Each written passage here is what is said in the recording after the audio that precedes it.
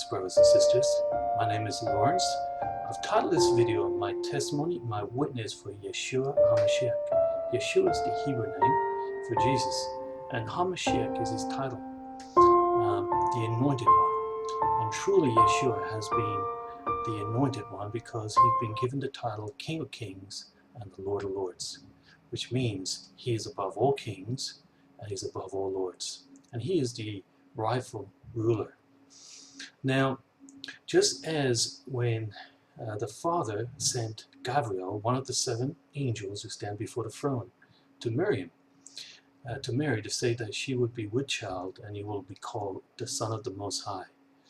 And you are to call him the name Yeshua, because he will save his people from their sins. And the meaning of the word Yeshua means salvation. It means to save, but also to deliver.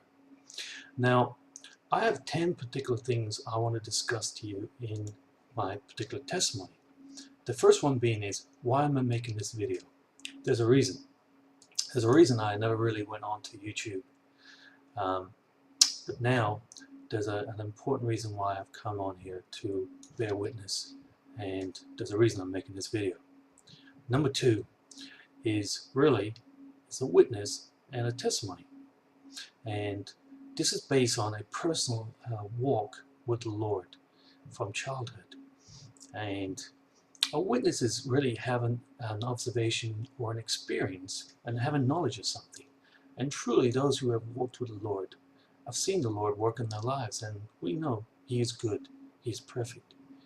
And a testimony is a spoken statement. It is a public recounting of this experience, and this is the purpose I'm here, is to do this public testimony, to testify to the Lord and to bear witness that he is good and that the Father is awesome. Now, the third reason is I want to talk to you about my awakening. I had a worldly awakening and a spiritual awakening, a twofold awakening, and this really happened leading up unto around September 2001. It started happening before that, but it's been an ongoing process.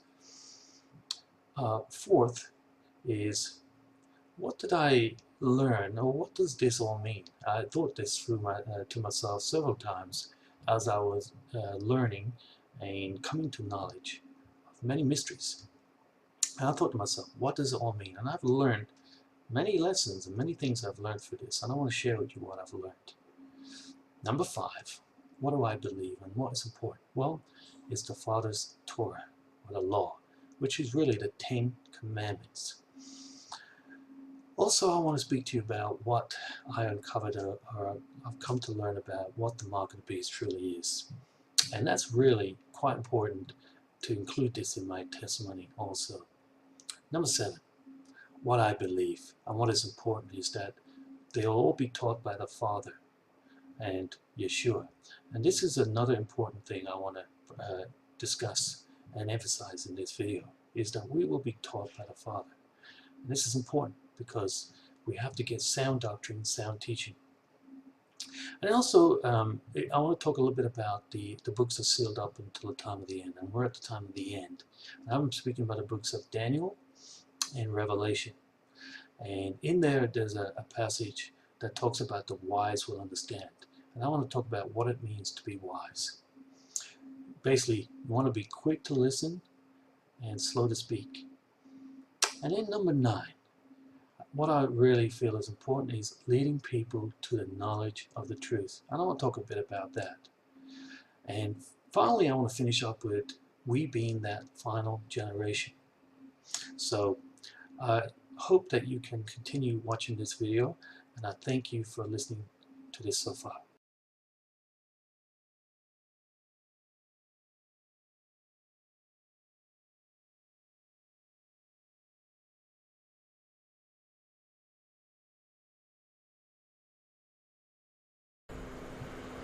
Why am I making this video, brothers and sisters?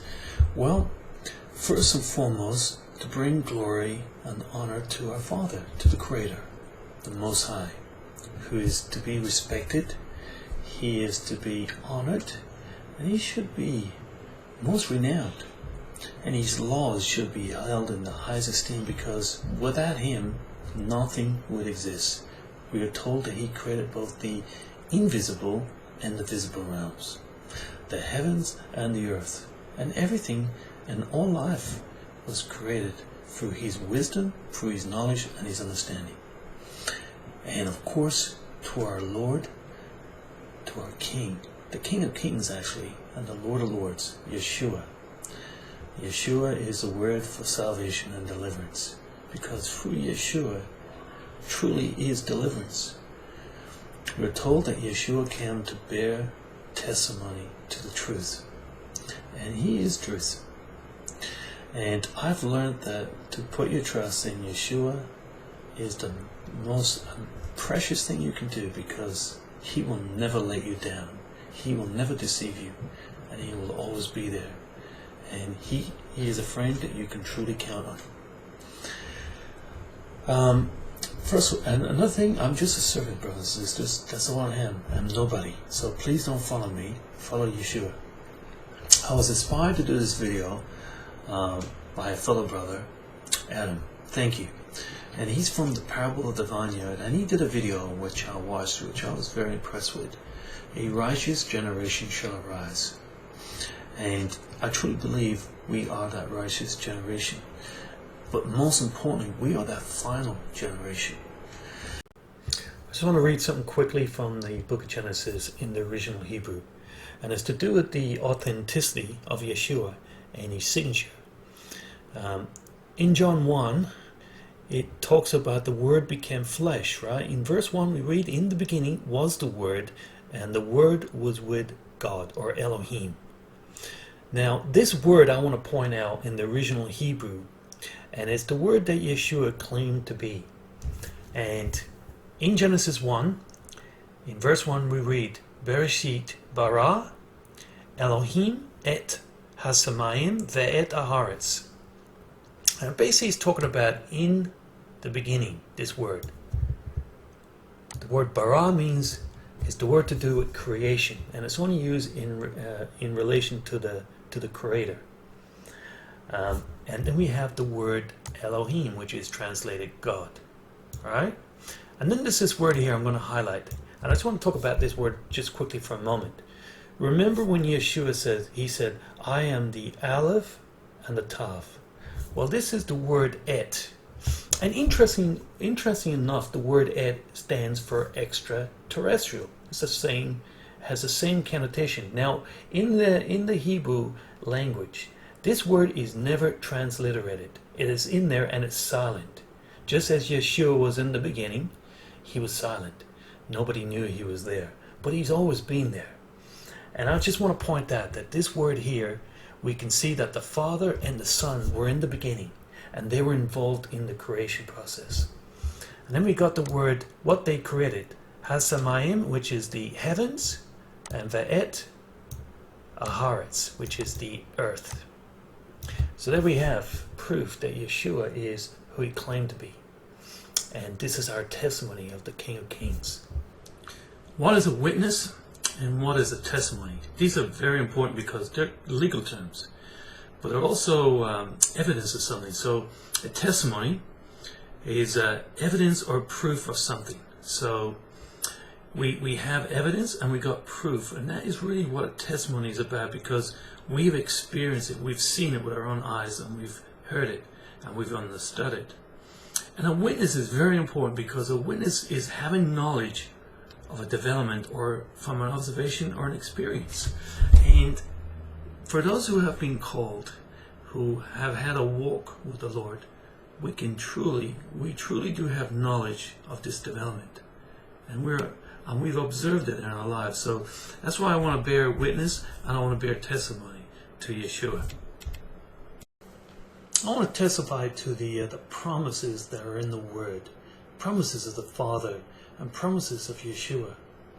You know, I just look back in when I was younger, as a child. I had many deep questions. I was very philosophical, and I always thought about things. And I remember this one time I was having this conversation with my family, and I was talking about the fact, how can you be born into the truth? Now, I started questioning because I grew up in a very Catholic background, and I saw all the idolatry within the Catholic Church, the idols, the worship of Mary, and all of these things were conflicting inside me. So I asked this question, well, I'm born a Catholic. How can that be the case? How can that be the truth? And I said, what if I was born a Muslim, for example, or if I was born a Jew? So these were the kind of questions I had as a child. And many years later, of course, when I came to knowledge of the truth, and there's a promise in there where it says, ask and it will be given, seek and you will find, and knock and the door will be open. And I certainly did a lot of seeking when I was younger. Now the promise was, when I read John 1:13, the response that I asked and I was seeking with the Father is, we read there in that verse 13 of John 1:13, it says, children born not of natural descent, nor of a human decision or a husband's will, were born of God. And see, I knew, as I was reading the Word and I was understanding what was written in it, it was that the Father would be the one who determines who is born in his kingdom. It's not because of your birthright or a natural descent or of a human decision. So these things do not determine you're in the Father's kingdom. It is because the Father has called you, and you have done the action on your part. You've been seeking Him. You've been searching for Him. And the promise is, if you knock, that door will open. Now Yeshua says, I hold the keys. What door I open, nobody can shut. And what door I shut, nobody can open. So we know that our Lord, and that door is a spiritual concept. It is within your being, it says the kingdom is within you. Now, the seeking needs to happen within you. And these are just some of the promises that the Father and Yeshua has guaranteed. And I am a testimony to this, because these questions I had as a kid, and the answers and the responses and the things that have happened in my life attest to this fact. It all started when I was young. My parents broke up when I was about 1 year of age. Grew up in Ireland, in a very quiet place in Southern Ireland, in the country. Had a lot of time to really reflect and think as a kid. I remember this one time when I was very young, maybe around 4 or 5, could have been. I remember having this one night when I lay in bed at night. I was thinking about what is there after when you die, or why do people have to die? I think that's what I was thinking about, and I was really pondering this. It didn't make any sense, and I was thinking, what is the purpose to life? And I started thinking about, what was there before there was nothing, and all these sort of deep philosophical questions I sort of had as a kid. And this really began my sort of process, I guess. It was a long process, many years later, of course. But I grew up having a lot of questions as a kid. I was growing up in a Catholic family, so they would make us go to church on Sunday. But I used to always wonder, what is all this idolatry I was seeing in the Catholic Church? And I remember once I was looking around me in church, and I see all these Station of the Crosses, it's called, and it's like all these idols or pictures that they would have up on in the church. And I thought on this one day when I was watching this, I was thinking to myself, why so many idols? Where did it go all wrong? And that was questions, the kind of thinking I had as a kid when I was sort of growing up. And my grandma would also have this picture of the Sacred Heart, picture of Jesus on the wall. And she used to always tell me, if you're naughty, you're going to have to give an account. And on this one occasion, I remember looking at this picture of Yeshua. Jesus at the time, I didn't know his real name, but I thought to myself, well, if he's true, this is probably going to be the most important thing I'm ever going to learn in my life. The most important thing, I thought to myself. If this is true, this will probably be the most important thing I'm ever going to learn. Anyway, I left Ireland. Long story, but a friend of mine, and I think it was my idea. I wanted to leave and go to London. I was probably around 13 or 14 when I had this. I bailed out of school, really. I left school when I was young. Worked on a building site for about a year with my dad. My dad wasn't around much when I was growing up. He was pretty much left home, and really we were being reared by my grand and my aunties. But anyway, I did work with my dad for about a year, during which time I saved some cash, and I decided I was going to go to London. Don't know why, I just had this idea. I wanted to go to London. Anyway, my friend, he said he would come with me, and on that particular day when I decided to leave to go to London, my family were trying to convince me not to go, but I was pretty headstrong at that time, and that's what I wanted to do. And on that particular day, my friend, he never showed up, and it was just me, so I ended up getting on a bus and heading the whole way to London. And the funny enough thing was, when I arrived in London, I arrived in a place called Golders Green, and it was predominantly Jewish community. And I remember thinking to myself, these Jewish people are very different. They're very unique. And it was just a father, how he was subtly showing me certain things, making me question certain things along my walk through life. Anyway, spent quite a bit of time in London. That's where I first got introduced to. I become born again, and born again is a thing that Yeshua said. Unless you're born again, but in order to be born again, you must have a calling.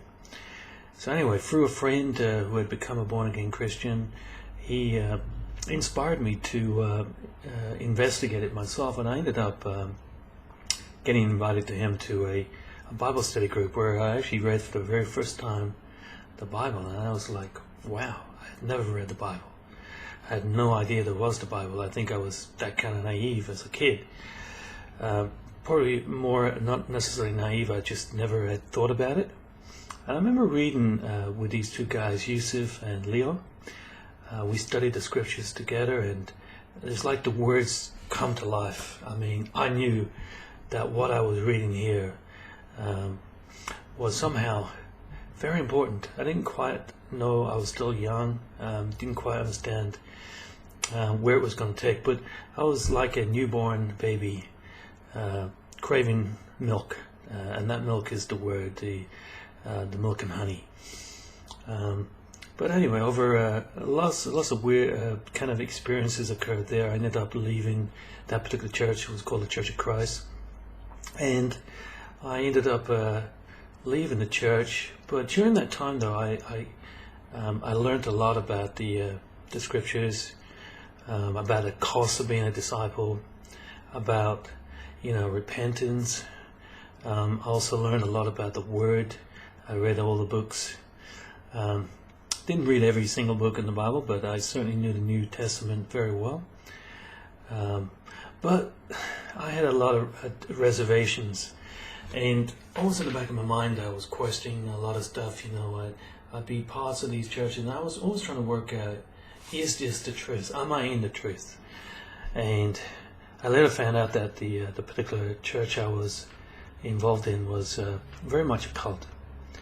And I ended up leaving that. I had quite a bad experience, but I never gave up hope. I knew that what I'd read in the Bible, the stories about Jesus, Yeshua, I knew that they were true, but I didn't know where that reality was today. It was 2,000 years or more later, and where is these true people? And as I read the Word more and more, and I start to understand it more and more, I start to see that there was this apostasy. This something about the churches I would go to, and many years later the Lord dealt with me on this. That was all apostate, and I always wonder where, as I moved around a lot. I left London, actually. I should mention I moved overseas, so I lived in Asia for quite a while. I'm currently living in Australia.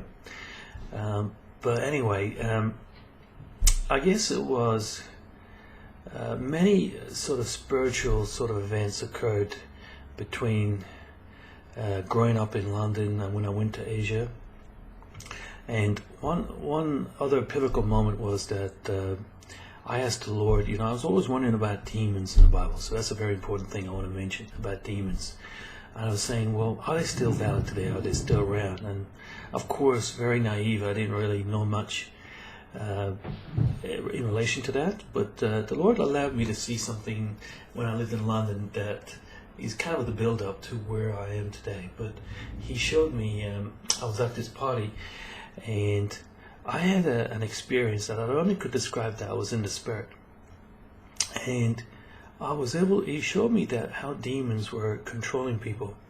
And I really cannot explain this other than that they all knew each other, and they had control at a level that transcend our understanding. So I just want to add that, because it was something that I can't really describe, because it's very difficult unless you really went through that experience. But He showed me that demons are still valid. I mean, they're still around, and they still have a purpose in the world. And it was just something that I was always reading in the Word, where Yeshua would drive demons out of people, and I was wondering, what is the relevance of that? There has to be some reason, and what is the story around that? But anyway, other spiritual things occurred when I was in Hong Kong. I had this premonition one night where the Lord was dealing with me in many particular issues in my life. He was dealing with me, and He was asking me to come back, and I was very much, I would describe my life like the prodigal son. I was pretty much went out and squandered all my wealth and did silly little things like that, but it was very much in line with the prodigal son. And the Lord was dealing with me at this point, and it is an ongoing process. And anyway, on this particular night, I said to the Lord, I said, look, I really need to speak to this person, because he was the guy who first got me interested in reading the scriptures or becoming a born-again Christian. And I said, look, I really need to speak to him. And of course, I was living for about a year. I hadn't spoken to him in a long time. I was about a year and a half in Hong Kong. And on this particular night, I said to the Lord, look, I really need to talk to this person. And I had this dream, a premonition, where I could see my friend, and he was in front of the mirror. And this was late at night. And I see him holding something in his hand, and next minute my mobile rings, and I kind of wake up, and I'm thinking, I look at the phone, and it's my friend calling me. And I hadn't spoken to him in a long time. And I answered the phone, and I said, look, before you say anything, can you just tell me, are you standing in front of a mirror? And he said, yes. And he said, you holding something? He said, yeah, he's holding the phone because I'm calling you. And at that point, I knew that the Lord was dealing with me. But anyway, since I left there, I moved to Tokyo, and I had another experience, a pretty powerful experience there with a demon. And the Lord allowed me this time to see a demon. And I clearly knew I didn't really believe in demons at this point. Even though I had that sort of experience when I was in London, I'd never actually truly believed that they had always been something in my mind that I wasn't certain about. But on this particular night, and many strange things would happen to me when I lived in this particular apartment, but on this particular night, I saw it, and it had yellow eyes and a silhouette of a body, a cloak, long fingers, nails and stuff like that. But I knew instantly that this was a demon. And I remember these distinct characters about it, so I did some research, of course, to find out. And since then, some other brothers actually came to visit me from Hong Kong to Tokyo, and they actually described the same sort of experiences that they've had. And the details were quite amazing about the yellow eyes. And I recall there's some passage as well, I might try and dig it up as well, where it talks about, in the book of Revelations, blue, red, and yellow eyes. And I really think this is talking about those demons. But anyway, not to digress too much. So several years later, of course, September 11th happened. I was living I was spending a bit of time in the US during that period of time.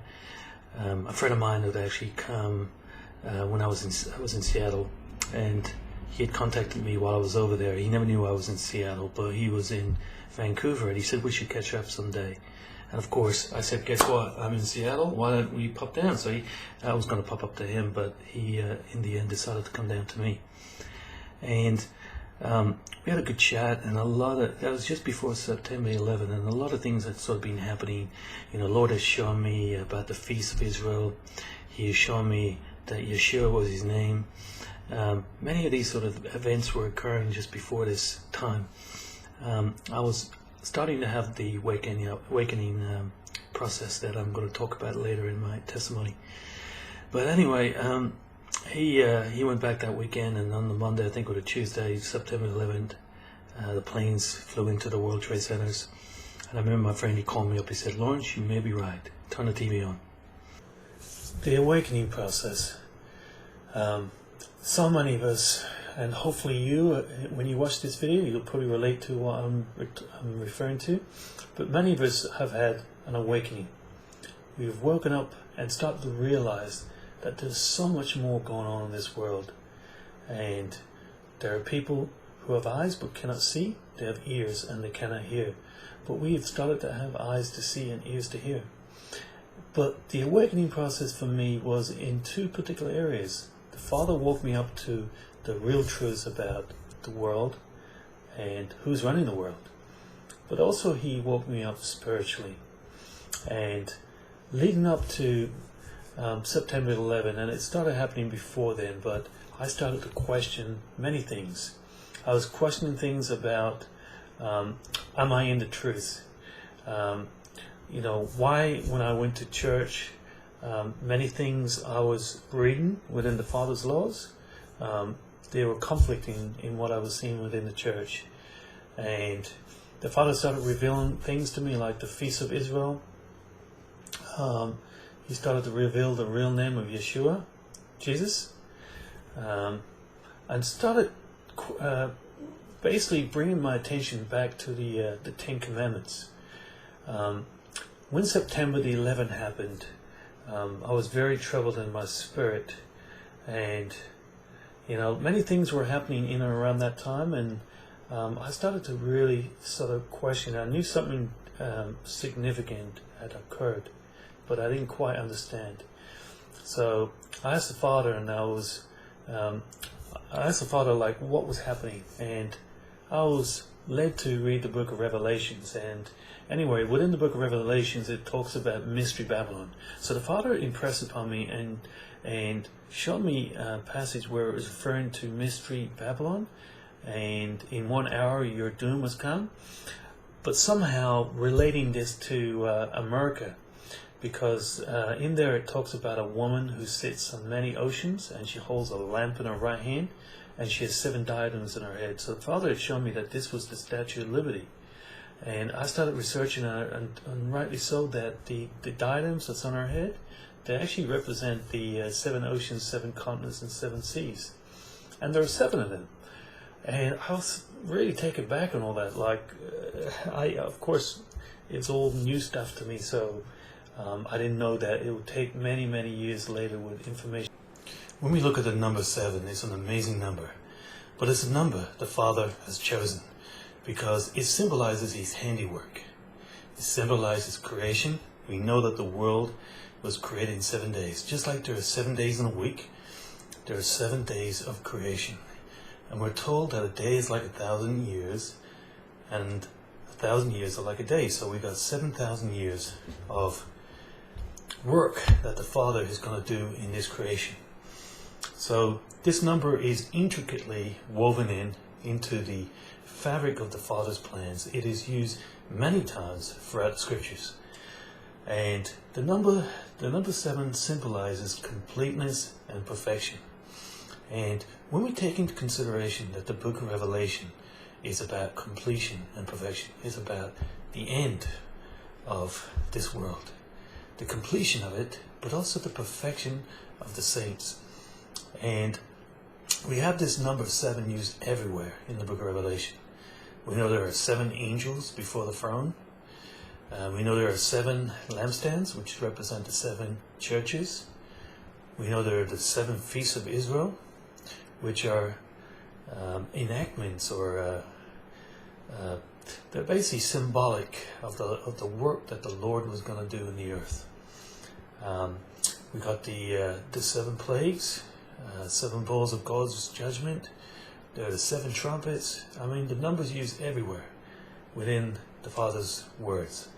And it's interesting when we see the 7 diadems as well in the Statue of Liberty. So it's woven into all of creation. And it shows that the Father knows all things, and all things are under His dominion. So I thought I'd share that with you. You know, many mysteries, many things were starting to be revealed to me. My mind was opening. I was having this awakening.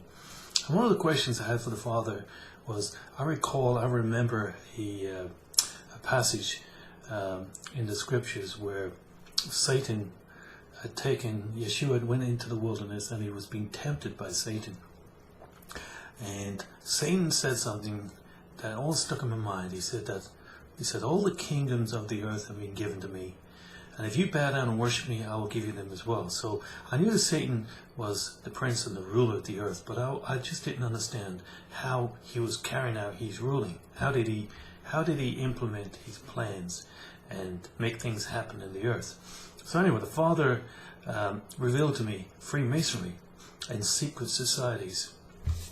And these should never be underestimated, the power of secrecy.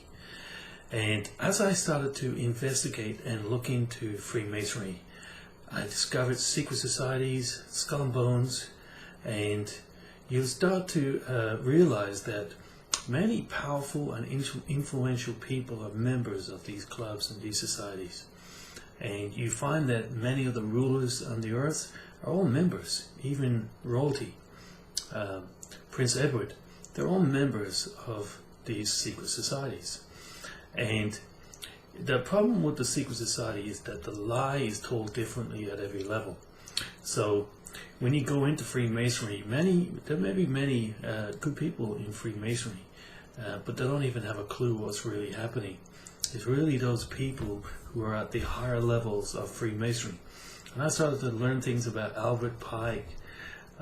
Many of these books also had been, books have been released that were discussing about the echelons of the Freemasonry and what actually happens at these levels.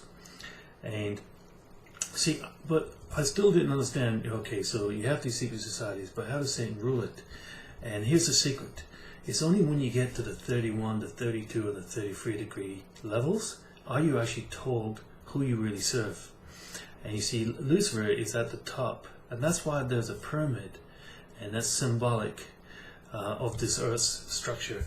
And at the very top of the pyramid, you have the apex, or the eye, and it's illuminated, and it's separated from the rest of the building, because they are separated from the rest of the people, because they are the illuminated ones. They have the knowledge, they have the understanding.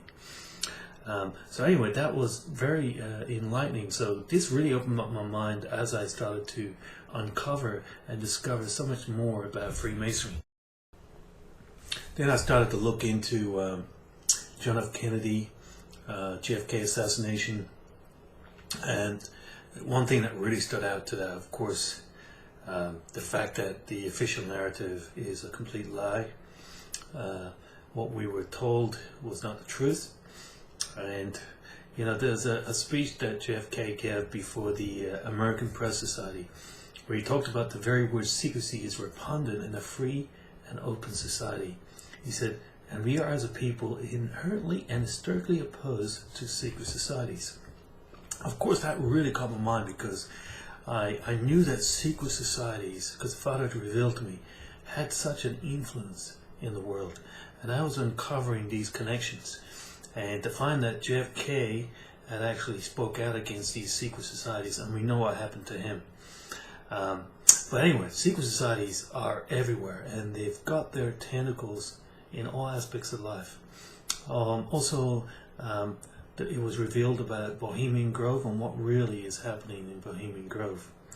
We know there is a giant owl, Moloch, a god that we know that the Creator spoke so much against in a Canaanite god, is being worshipped in this day and age by the world leaders of this planet.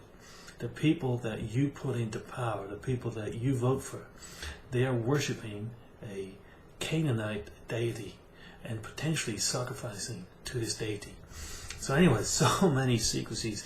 You know, if you live in the world and you really think this stuff is not happening, then you're sadly deceived. So other things the Lord started revealing to me was, you know, and my mind was really opening up at this stage. I had first-hand experience of chemtrails because I lived in Switzerland for a while, and I would be looking up in the sky and I see these planes spraying this substance that looked like a long line of smoke. I called it smoke, but I didn't know what it was at the time. But I would notice that it would form into clouds, and I thought that was really strange. And I started doing Googling on that, and I was wanting to know what was this, and I uncovered chemtrails. And I started, wow, what is all this chemtrails about? So anyway, I started investigating that and uncovering lots of secrecies surrounding that and a lot of lies and deception. And I started to realize, wow, there's so many things going on in this world that we need to waken up to.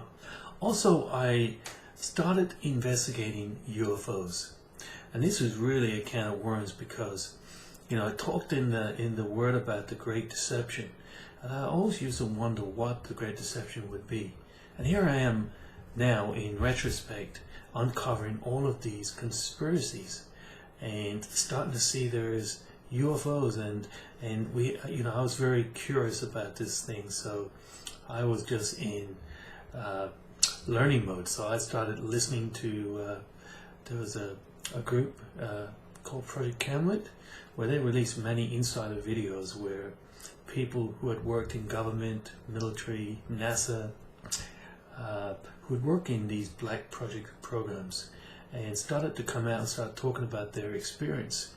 And you know, I approach it with a pinch of salt. So, you know, I'm not easily influenced. So I was just opening up because I knew there was something more going on in the world, and I knew this UFO phenomenon had some major role to play in these end times. Yeah, I learned about Roswell. That was a very interesting thing, especially when I started to look into, you know, all the deception and the lies surrounding what actually occurred, and the fact that a craft crashed.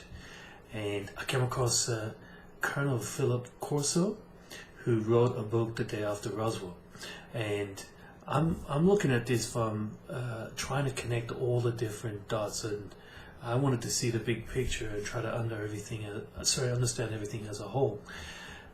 So yeah, the Roswell, he wrote this book called The Day After Roswell, and it was a very enlightening, fascinating book where he talked about, and bear in mind that this Philip Corso was a Colonel Corso. He was very highly decorated military man who had a lot of medals to his name, and he has a fascinating story to tell. But the thing I found very fascinating about his story was his connection with Roswell, and all of the technology that we have today, such as the circuit board, the computer chip, and all of this was actually reverse engineered through black project programs. And I started to realize that this connection with the UFO and technology was that we were given the technology. And it made logical sense to me, because I was wondering, why would knowledge increase? And why supposedly the Earth's been here for billions of years, which I don't believe. And suddenly, only in my generation or in the last few generations have we come across all of this technology. I need to find that it was actually given to us for a reason, for a purpose. So yeah, and then another thing I uncovered as well, I started to realize, is there's this connection with Roswell in 1947-48, with the same time Israel became a nation. And all of the UFO connections surrounding Israel was very intriguing to me. And I knew somewhere in the back of my mind that this was somehow part of the Great Deception. And as I started to uncover more and more surrounding these conspiracies, looking into all these other black project programs that have been in the deep underground bases, and I was really fascinated about that when I started to learn about these deep underground military bases. Like, what is going on down there? Why so much money is being put into these programs, and so much secrecy? Yeah, it didn't take me very long to realize there was so much deception within the UFO community, and particularly surrounding this particular topic. Now, the Disclosure Project was a very fascinating project, because I started to realize that there is a momentum. There is certainly, they're really establishing within the mindset of the people that there is this otherworldly threat or otherworldly aspect to this. But, I started to realize that many of the UFOs, many of this phenomenon is actually coming from this planet, and particularly beneath the oceans, within our own, beneath our Earth, and also Antarctica. And, I knew that as I was learning more and more, and my eyes were being opened, and I started to understand that, Satan and the fallen angels are on the earth, and they are very advanced, and they have incredible knowledge and understanding. And I knew that Satan was the father of lies, because that's what Yeshua said. So there was all these lies and deception surrounding what was being disclosed. Now, here's the thing: if you are approaching this from a worldly point of view, and you don't have a foundation in truth, or you don't know where truth comes from, then this can be a very deceptive and very destructive information, because there is no transparency, and everything is based on lies and manipulation, and the truth is not really being revealed. You are actually being deceived. Now, there was a great interview I watched with Dr. Carol Rosen. She was a teacher, and this just shows you the building blocks, that the lie is being told differently at every level, but it has a foundation. Now, she was probably the most interesting interview for me, because I started to see some more about what's really happening. Now, she worked for Vernon Van Braun, which we know is the father of American rocketry, and a scientist working for NASA. And she tells a story about there's a lie being told to everyone. And I was thinking to myself, yes, this is the very thing Yeshua warned his people. He said, let no man deceive you. So what you got to realize is, back there in 1970s, they had already planned to tell all these lies. And it was around space-based weaponry. And I was thinking to myself, why would they want to build space-based weaponry? And she was told that first it will be based on there'll be many enemies for which we have to build these space-based weapons for, right? And they are said, of course, the Russians. And then she said there'll be terrorists and third world countries like North Korea and Iran, rogue nations that call them, I think she said. She said there will be asteroids and meteoroids. And then she said, this really got my attention. She said, the last card, she said, he told her, would be the extraterrestrial threat. And my ears perked up at that point, because I was thinking, okay, they're building space-based weapons, and the last card means there are no other cards that they can play. But it is to do with an extraterrestrial threat. And I recalled in Enoch and where it says, "See, the Lord is coming with 10,000 of his holy ones to execute judgment upon the earth." And I was thinking to myself, they know that's going to happen. I mean, they know judgment is going to come on the earth. And it's going to be very clear. I mean, what is it going to look like if we look up in the sky and there are 10,000 times 10,000 and the Lord's coming? I mean, how's that going to look today in this age? So, of course, this is the idea around the whole deception and the alien threat, is because they're actually not going to be aliens. They're going to be the Lord with his angels, and they're going to come to execute judgment. So what they're actually trying to do is deceive the masses into thinking there is going to be this extraterrestrial threat, and I think this is part of the agenda. But anyway, that was very fascinating. So Dr. Carl Rosen, this plan was back in the 1970s, and everything that was in that plan about Russia and, you know, terrorists and all this sort of stuff, it has all happened. So the plan is gone according to what they said they would do. Now I want to add a little side note here. I worked with a guy in Dublin who was, his sister was married to a guy who works for a secret service, a secret agency. I'm not going to mention the name of the agency, but this guy was in the Secret Service, right? And he had to go on a mission where they were with the CIA. They went to some place in Hawaii. I was trying to remember the place.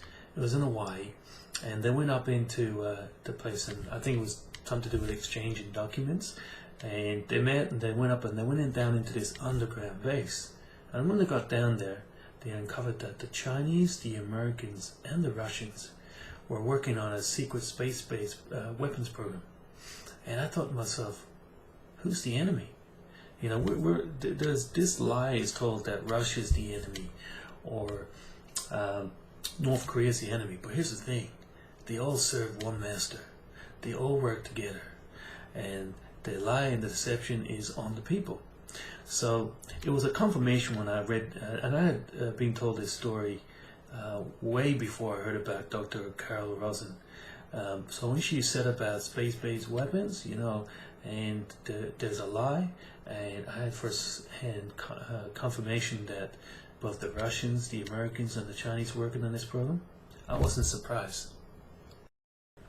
My conclusion on the conspiracies are, there shouldn't be a word theory in there. There actually are conspiracies. And here's the thing: conspiracies, in my opinion, are Satan's lies being revealed. And what I uncovered as I was looking into these conspiracies is there is much lies and deception even within the conspiracy itself.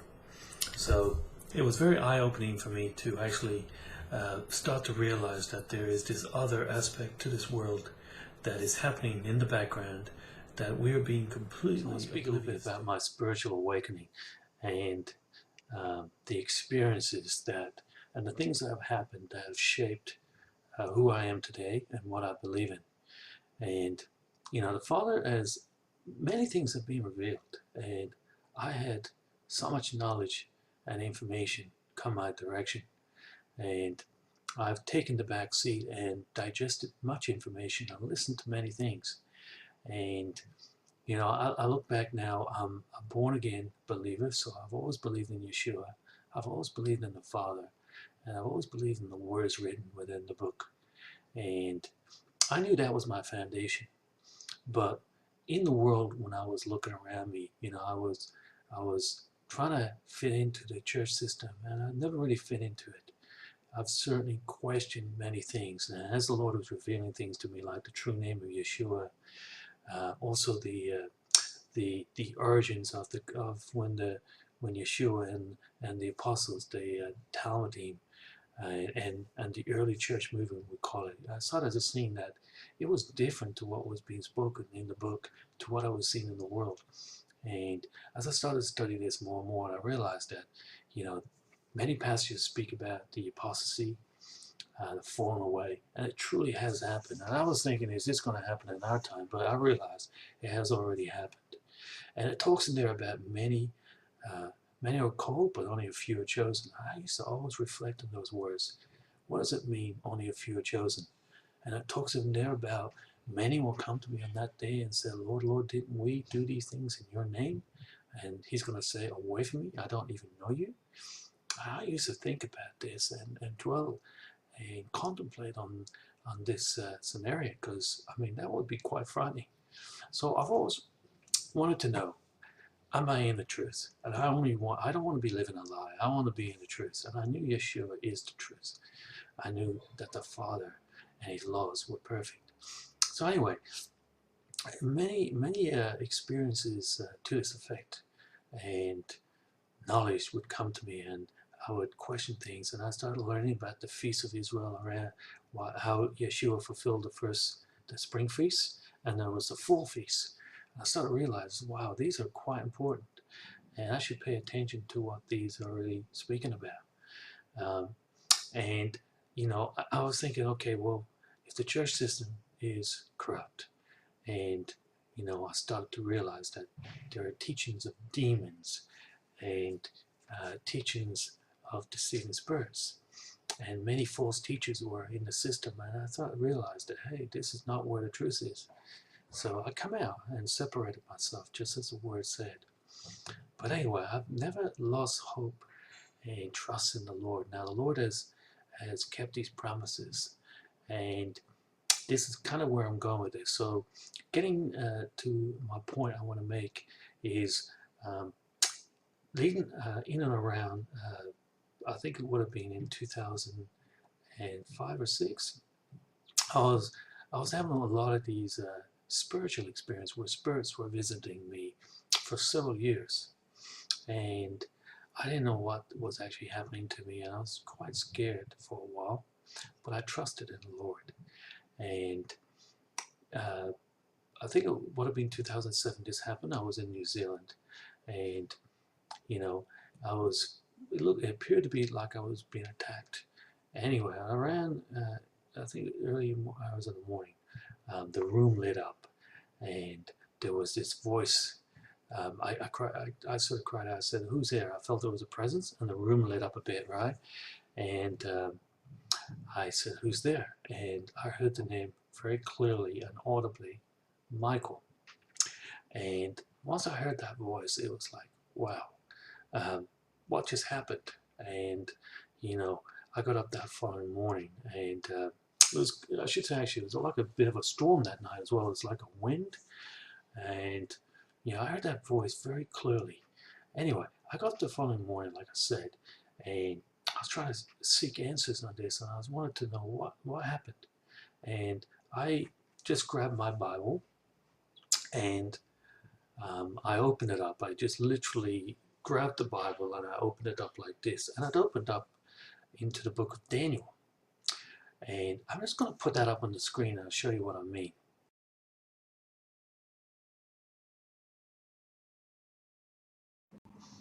In Daniel 12, verse 1, we read, "At that time, Michael, the great prince who protects your people, will arise." That time it's referring to is the time of the end. Talking about the end times, the times we're living in right now. He said, "There will be a time of distress such as not happened from the beginning of the nations until then. But at that time your people, everyone whose name is found written in the book, will be delivered. Multitudes who sleep in the dust of the earth will awake, some to everlasting life, others to shame and everlasting contempt." So this is what I heard the night before. I heard the Michael, the prince. Many spiritual things were happening during those years. I knew, and it is a complete accident the following morning I actually opened up the Bible, like literally opened it up to this exact verse. It confirmed to me what I had felt and heard very audibly the night before. I really marveled at what this might mean. And I didn't really come to full understanding of this until many, many years later. I'm going to talk a little bit more about that later. Now, moving on to some other topics I want to discuss is Father started revealing many other things. And it's really to do with improving to the world. In a time where there's very little faith in the land, where people have rejected the laws. There is terrible confusion in the world, even within the institutions, the religious institutions, the ones who are meant to hold the keys to the truth. Nothing but confusion has been in the world. Now, I want to talk a little bit about some of the discoveries of Ron White. Now, Ron White is an amateur archaeologist, and I believe he was a nurse, anesthesiast. Yeah, Ron White found, I think it's quite amazing actually, because, you know, knowing the Father and Yeshua, um, once you walk and you get to know how they operate, it makes perfect sense that Ron White, the Father, would have chosen Ron White to find all these discoveries. He's certainly not going to find a very famous, he's not going to use anyone famous. He's always going to use the least of you to shame the wise. And Ron White is a humble man, and he found some amazing discoveries. And I believe these discoveries are crucial for those who are still confused in the world, who need that extra proof that the Creator is real, that Yeshua is true. For example, he found the Exodus and the Red Sea crossing, the actual site, and the evidence is overwhelming. It's all very well documented. He also found Noah's Ark, in where the Bible says it rested in Mount Ararat. There's an amazing story surrounding that as well. Sodom and Gomorrah, and I think it's very befitting that the Lord reveals this in the end time, because that city was a testimony for those who had lived such godly lives. Such ungodly lives, and that city stands as a testimony today for the judgments and the righteous judgments of the Creator. We also found the official site, where the Bible accurately says the Ten Commandments were given in Saudi Arabia on Mount Sinai. I thought that was quite amazing. But the one I really want to discuss a little bit about is the Ark of the Covenant. And I think it's quite important I include this in my testimony as well, because I truly believe this story of Ron about the Ark of the Covenant. And I want to put some further supporting evidence to support what I believe is the case with the Ark of the Covenant. Now, if you haven't come across that story, I recommend watch all of these videos. They're on YouTube. I bought the DVDs, and they're very enlightening. Now, the Ark of the Covenant is very profound, because I always wondered what happened to the Ark. Where is it? Why is it not being discussed? And now I can understand why it's been hidden away. Because in the Ark of the Covenant, there is 2 tablets of stone, which are the 10 commandments that were given at Mount Sinai. And these commandments are very important. And when Ron White the story basically is that Ron White was in Jerusalem with a Jewish friend, and all of a sudden he pointed at a pile of rubbish, and he said, "That's Jeremiah's grotto. That's where the Ark of the Covenant was." And it was a very spiritual experience that Ron White went through. And he later got a permit there and spent many years excavating beneath and there's a huge tunneling system there as well. I've been to Jerusalem. Lots of tunnels underneath the ground. And he spent many years excavating, and he made some startling discoveries. One meaning he found the official site where Yeshua and the boreholes for the cross where Yeshua was crucified on Golgotha. He also found directly beneath that area in a cave system, he uncovered eventually the Ark of the Covenant. And we know the story that there was an earthquake, and the veil of the temple was rent, and we know that the rocks in that earthquake, the rocks moved and so forth. And when Yeshua died and he was pierced in the side, we know that his blood poured onto the ground, the water and the blood. And the amazing discovery was that Ron discovered that blood and that water poured down through the crack holes in that area and straight onto the mercy seat of the Ark of the Covenant. Now, it talks about there are 3 that bear testimony. There's the water, the spirit, and the blood. And I truly believe the story of Ron, because he says to this date there is 4 angels guarding the Ark of the Covenant, and there's so many supernatural things surrounding this. It's just amazing. But he was told that the Ark of the Covenant will be revealed when the mark of the beast law is passed. And that's why I think it's kind of crucial I include this as well, because I believe the Father is going to reveal that. And I'm going to show up on the screen in a moment a particular passage to support that the ark will be revealed. Now, I want to talk quickly. There's a very intriguing account in Second Maccabees 2, and it is an account given about the prophet Jeremiah. And in verse 4, we read there, it says, "It was also in the same document that the prophet, having received an oracle, ordered that the tent and the ark should follow with him, and that he went out to the mountain where Moses had gone up and had seen the inheritance of God." So this is truly it's truly something that the Father sanctioned, and Jeremiah had received the oracle that the tent and the ark should follow with him. Now, in verse 5, we read there, "Jeremiah came and found a cave dwelling, and he brought there the tent and the ark and the altar of incense. Then he sealed up the entrance. Some of those who followed him came up intending to mark the way, but could not find it. And when Jeremiah learned of it, he rebuked them and declared, 'The place shall remain unknown until God gathers his people together again and shows his mercy.'" And this is very profound here, because it's saying that the Father had a plan. Jeremiah knew that he should take it there, and he knew that the Father was planning to reveal it again at some point. But this is the key thing: it was going to remain unknown. So nobody's going to know about this until the appropriate time.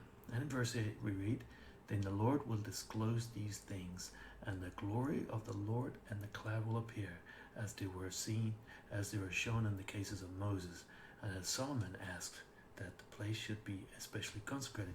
Now, I just thought about the passage where it says, "See, the Lord is coming in a cloud."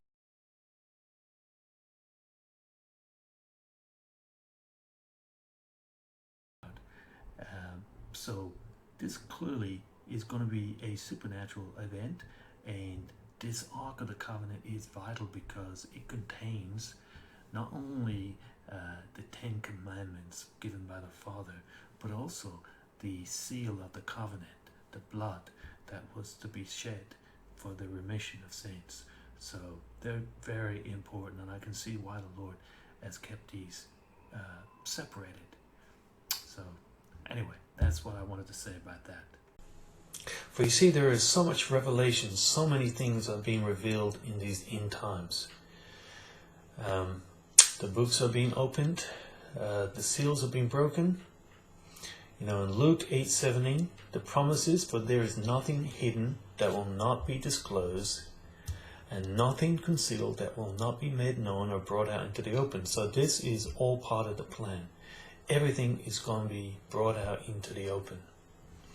And I can't help but think, but Babylon, Israel, it all seems to have started in Babylon. There's two places spoken of so much in the Word, and it's Babylon and Israel. And we think about Babylon, it was the place where the 10 lost tribes were lost into, just north of the Euphrates.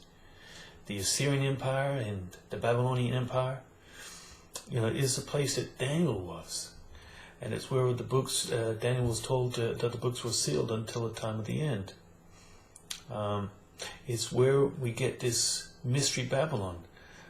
It's also a place where Abraham was called out of to leave the land of the Chaldeans. So you see that Babylon has a very important role, and it's always had its tentacles. And let's not forget, actually thinking about it, you know, this is where all the influences of Western society came out of. We trace our ancestral roots back into Mesopotamia. It was the cradle of Western civilization. So it's interesting that all of these influences, all the mystery schools and everything seems to have its origins in Babylon. And we know Babylon is all about division. And that's why we have all this division in the world, you know, whether it is politics, where people are, you know, hung up on the left party or the right party, voting for Trump, voting for Hillary. It doesn't really matter who you vote for, because both parties are controlled, and both parties are being manipulated. And in this world, if you take a side in this world, no matter what side you're on the wrong side, because the Father's kingdom is not divided. But Yeshua said, a kingdom divided against itself. And he's talking about Babylon, this kingdom. It is divided, and it is going to fall. So don't be hung up on that, and don't be deceived about what's happening in the world. So what does this all mean? For me, before I could fully understand the truth, first I must fully understand the lies. This is what I've learned over this awakening process. There is so much lies, so much deception, so many conspiracies that are true, but the lie is so deep. It's told differently at every level, and through this knowledge, we can pretty much be we can divide it on these on this information as well, because if we do not receive this information with wisdom and understanding, it can mislead us. This is something else why I had to come to knowledge of it as well, is how to distinguish between what is true and what is lies. Because there were so much lies in this information, but there were some truths as well. And it's really a bit like, in the Matrix, where Morpheus said that the world has been pulled over your eyes to blind you from the truth. And this is exactly the case. The world has been pulled over our eyes to really blind us from the truth. And we are being misled. We are definitely being deceived at many levels. But also, I come to learn that this kingdom is divided against itself. And Yeshua said any kingdom divided against itself will fall. And this division is everywhere. It's in the religious institutions, it's in the government institutions, it's in all aspects of society, it's even within our families. And the Father's kingdom is not divided. It is in unity. It is Ikad is the Hebrew word. Ikad means one. Yeshua said the Father and I are one. They're in one accord, in one mind. And the Father's kingdom is not divided, but the kingdoms of this earth are very divided. And it's this division that keeps us so much at odds with each other. So, also, I'm showing that we are now going through this time of testing and refining of our faith. And just as gold is refined by fire, our faith is also refined by trials. So, these are some of the things that I woke up to. And there's so much more to this as well. And when we think about gold, it's refined, right? The reason we refine gold is that we try to get rid of all the impurities until only the purest of gold remains. And this is true about us as well. The extent of the apostasy and the false teachers. This is certainly something, as I've come to learn more about the Father's ways, I'm walking in that truth and learning that the laws are perfect, and Yeshua came to fulfill the Father's commandments. He actually came to establish a new covenant with the people, where His laws and His statutes and His decrees would be written on the tablets of our hearts and our minds. So the law was internalized. Instead of somebody having to teach you what the law is, the Father is going to put them in our hearts and our minds, and He's going to teach us personally. He's going to teach His children. But what has happened is the way of truth has been twisted by false teachers. We read in 2 Peter 2. And just think about this, that everything that has happened has already been foretold. That's one thing that's very powerful about the truth that's written within the Torah, within the Old Testament, but also in the New Testament, is there much prophecy, much foretelling of events, because the end was written from the beginning. So it means the Father knows those who are His, right? A man may plan his steps, but the Lord will direct his steps. So we got to understand that when the prophecy was written, it's already foretelling future events. So when we read in 2 Timothy 2, it says, "But there were also false prophets among the people, just as there will be false teachers among you." So these teachers will be introduced into the society. And if you are not listening to the Father, if you are not grounded in that truth, and you're not living by the Spirit and in truth, and you can't distinguish between what is the twisting of Scripture and what is actually true, then you will be misled. And the same with false prophets. They will be, they'll go in among the people, and the teachers will. And get on later on, I'll actually show you who these false teachers actually are, and it actually makes sense.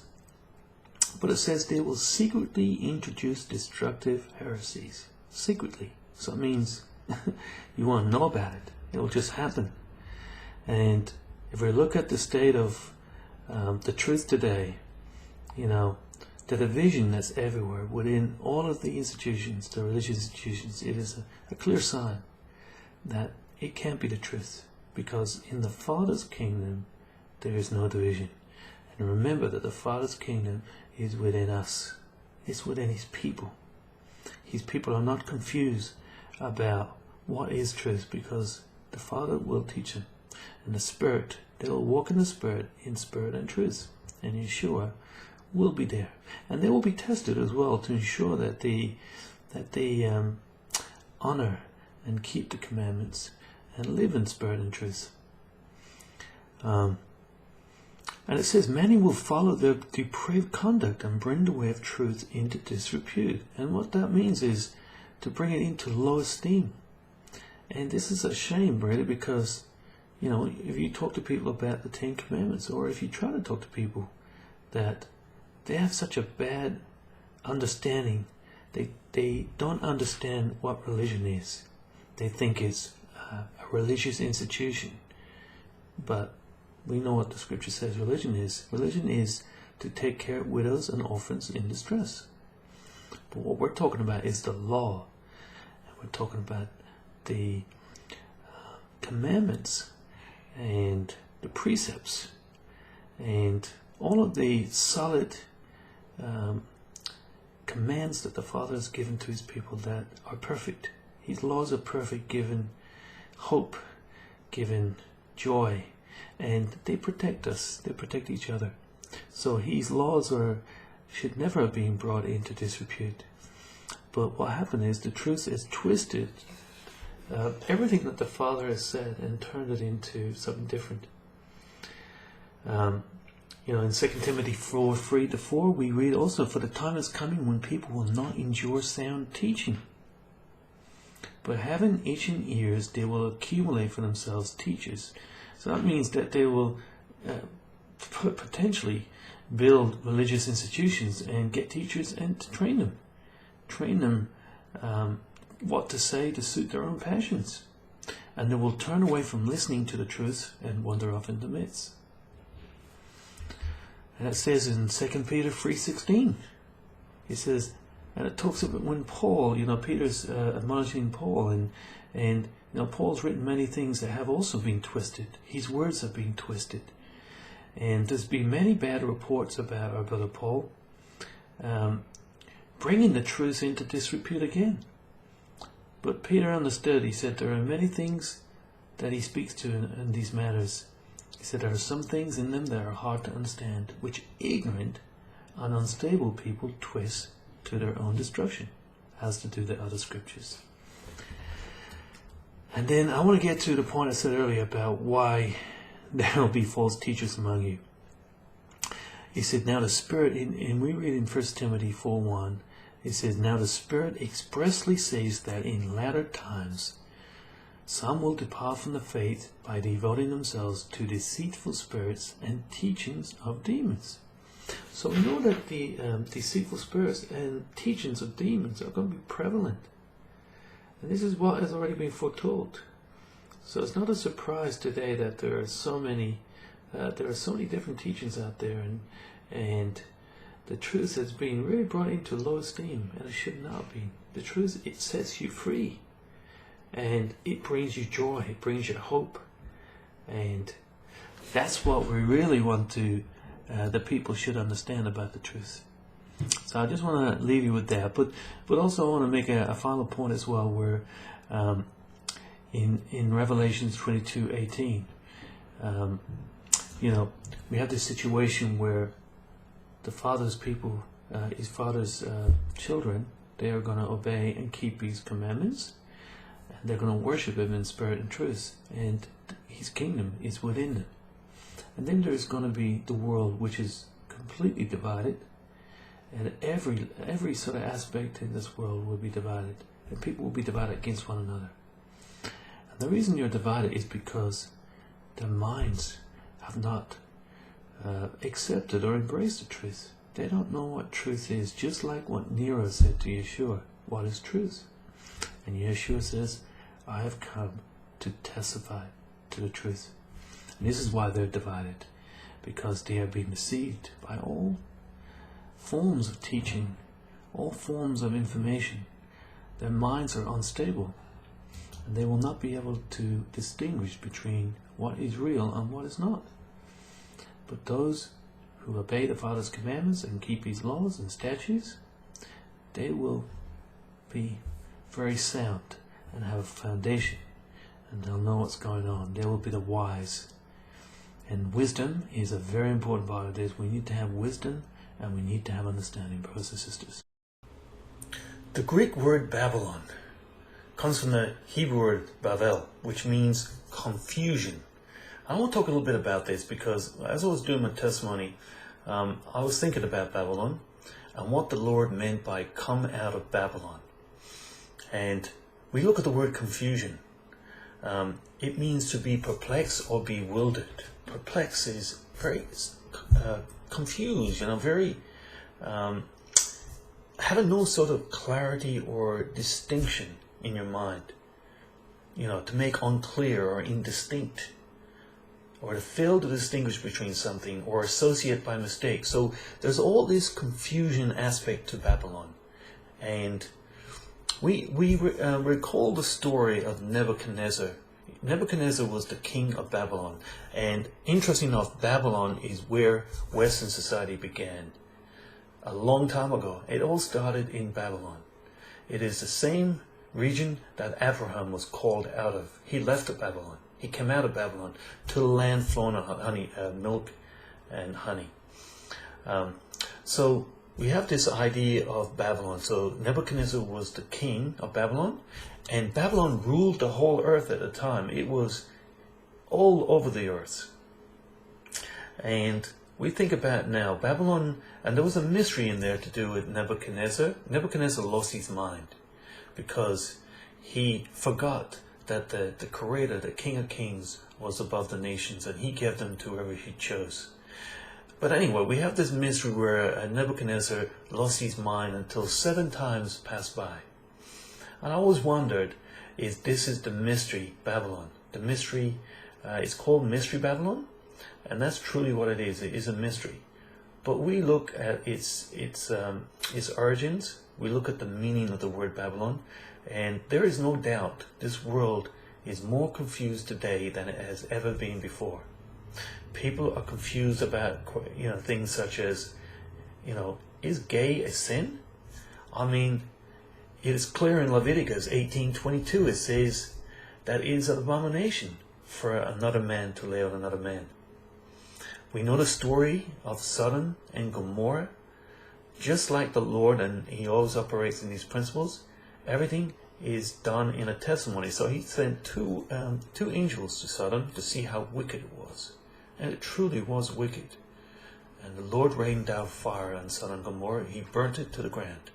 And those cities, that plain where Sodom and Gomorrah was, can still be found today. It was uncovered, and they found evidence that it had been burnt to the ground. So the Lord has raised up many, so much proof in this end time, so that people are without excuse. But here's the point. Just because you feel that something is right in your heart doesn't mean it's right. It says the heart is the most deceitful of all things. It cannot be trusted. And just because you might feel, hey, I want to take somebody's wife because I love her, does that really make it right? And this is a question you got to ask yourself. Just because you feel a certain way about a matter does not mean it's right. What does the Creator say about such matters? You got confusion today about gender equality, the difference between male and female. And only today, Facebook released 71 gender options. I mean, look at our children. We're meant to be the role models to our children. And if we are supporting and promoting these ideas, it says, the Lord says, if you cause one of my little ones to sin, it is better for you to put a rock around your neck and throw yourself into the ocean. Because if we are promoting this, if we are teaching our children that it's okay to embrace some of these ideas, then we're destroying our children, but also we're destroying ourselves. Right and wrong, morality, confusion everywhere. I mean, I've never seen the world so much more confused today than it ever has. And I wonder if this is what it's all about. It says, my people come out of Babylon. And I wonder if this is the restrainer that it speaks about in the Bible, where when we disconnect ourselves from this world and we become more separated, then the world becomes more wicked, because it is that spirit of truth, that light that shines in the world, that gives it hope, that gives it a purpose. But without that light, there's only darkness and confusion. So I just want to say about Babylon. Babylon is all about confusion. So if you're confused in this world, it means you're in Babylon. And it's very clear. Come out of Babylon. And it is a spiritual place. So you need to come out of it both physically and spiritually. Also, the Father's commandments, the law, the Torah. What's unique about the Ten Commandments that people often forget is that they were written by the finger of Jehovah, Elohim, on Mount Sinai. They were personally delivered to the people. And the people could not come up near the Creator. They could not go anywhere near him because he was a consuming fire. Only Moses, who is an imagery, a picture of the Messiah, was allowed to come near the Creator. Now, interesting enough, we see the story of Yeshua where he was riding on the sand because they brought this woman that was found in adultery before him to test him. And it was amazing, and I've always wondered what he wrote on the sand, and I always knew it was something to do with the Ten Commandments. And I had thought it was something to do with the do not commit adultery commandment. But a brother that I watched a video of recently really shed some light on this, which I truly attest that is true. And his name is Stephen Ben Nun from Israeli News Live. And we have this imagery of the Messiah riding on the sand. And they brought this woman before him to test him. And here's the thing. Yeshua was demonstrating that by riding on the sand that he was the author of the Ten Commandments. It was his laws, that he was the one who gave the laws to the Israelites. And he said that whoever is here that is without sin, cast the first stone. And we know the story that from the oldest to the youngest, they all walked away because we're all guilty of breaking the commandments. But it is Yeshua who is the author of the commandments. And he is the rightful judge. We have no right to judge, but he is the right to judge. So anyway, I thought I'd share that story. It's quite amazing that Yeshua is the author of the Ten Commandments. That's why his commandments are eternal. They are perfect. How couldn't it be done away with? So that's why we found that in the end times it talks about those who keep the law and the commandments. These are the commandments he's talking about, the Ten Commandments. Now Yeshua said, 2 new commandments I give you, to love the Father with all your heart, with all your soul, with all your mind, and to love your neighbor as you love yourself. Now I don't know about you brothers and sisters, but the world who upholds and keeps these laws is a perfect world. But unfortunately, this world has rejected those laws. They instead love lawlessness. Psalm 19, Psalm of David.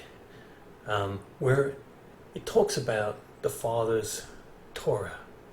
We read in verse 7, Torat Yehovah Timimah Misabet Napesh Idut Yehovah Neimena Ma Kimat Peti. So what we read there, it says that the Torah of Yehovah is perfect. The word there, tamin, means complete, sound. So the Father says that His laws are perfect. Misibat. The word misibat comes from the word shuv, which means to turn back, to return. So basically means through observation, through knowledge of the law, we find it's perfect, but it's also returning, converting Napesh, which is the soul, the life force that is in us. It's the spirit that gives life. The body without the spirit is death. The body cannot animate without the spirit. And it's that spirit, that soul, is what the law can convert.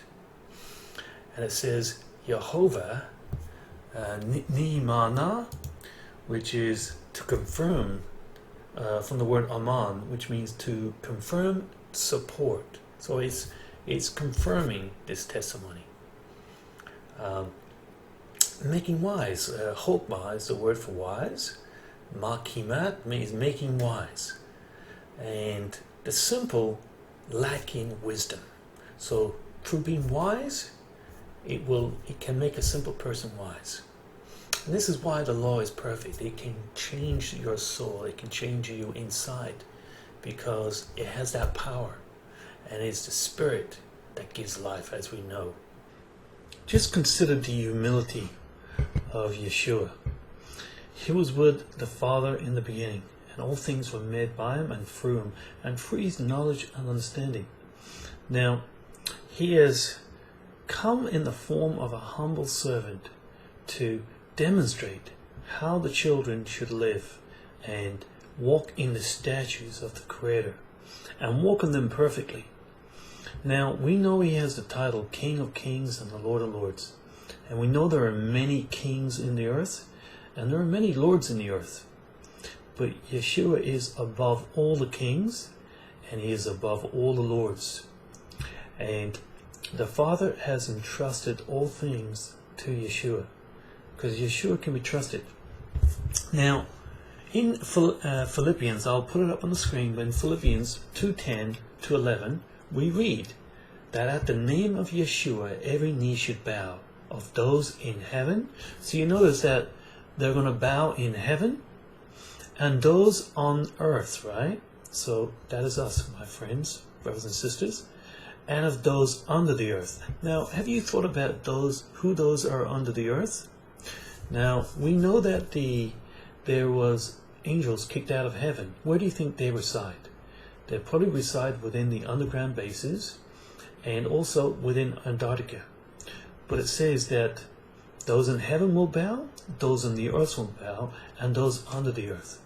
And that every tongue should confess that Yeshua HaMashiach is Lord, to the glory of Yehovah the Father. So you see, when it says every knee will bow, it truly means every knee. Concerning the Father's Ten Commandments, these were personally delivered to us and written by the finger of Yehovah Elohim. So the laws are very, very important. And they were delivered, and they were written on 2 tablets of stone. And the reason there were 2 tablets of stone is it was a testimony, a witness. And we know there were 5 commandments there to deal with how we deal and how we should respect and honor the Creator. And there were 5 commandments to deal with each other and how we should respect and love one another. So we know the laws are perfect. And the new covenant, those laws are written on the hearts and the minds of the people. And that word there, heart, is the Hebrew word lev, which is the same word for the mind. So even in the heart, we have a witness there, because your heart and your mind need to be in agreement. And that's the case. But we see a pattern. The Lord always uses 2 witnesses. In Deuteronomy 19:15, we read, 1 witness is not enough to convict anyone accused of any crime or offense. they may have committed. A matter must be established by the testimony of 2 or 3 witnesses. So you see, there is every matter has to be established by the testimony of 2 or 3 witnesses. And in the New Covenant, it is the same principle. In 2 Corinthians 13:1, we read, "In the mouth of 2 or 3 witnesses, every matter will be established." So we have a witness with the Torah, which is the Old Covenant, and then there's a New Covenant, which is where the laws were put in our hearts and our minds. So we have a testimony in that as well. And we see the pattern where witnesses are always used to confirm the Lord's work. For example, when the Lord was discussing with Abraham, and the 2 angels were with him, and they were debating about the destruction of Sodom and Gomorrah, we see that Abraham was asking the question, would the Lord destroy the city if there were 50 righteous people in the city?